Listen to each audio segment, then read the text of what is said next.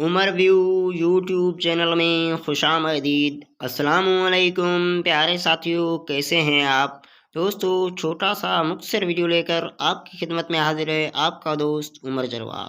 दोस्तों, मैं आपको बताता चलूं, हर सवाल के बाद जवाब देने के लिए आपके पास है 5 सेकंड का टाइम। तो बढ़ते हैं वीडियो की तरफ। दिल्ली का लाल किला किसने तमीर करवाया था?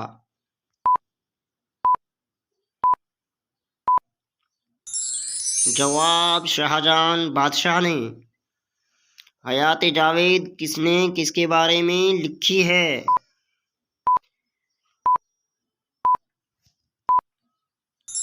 जवाब मौलाना अल्ताफ हुसैन हाली ने सर सैयद अहमद खान के बारे में लिखी। कुछ अरसा पहले तक ईरान के सदर के पास किस मॉडल की गाड़ी थी?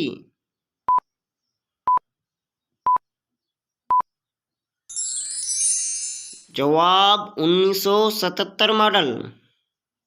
बहावलनगर का पुराना नाम क्या था?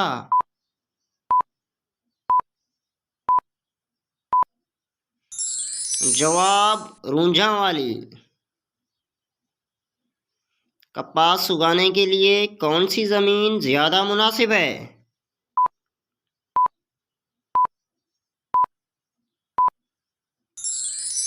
जवाब काली। दोस्तों, वीडियो देखने के लिए शुक्रिया।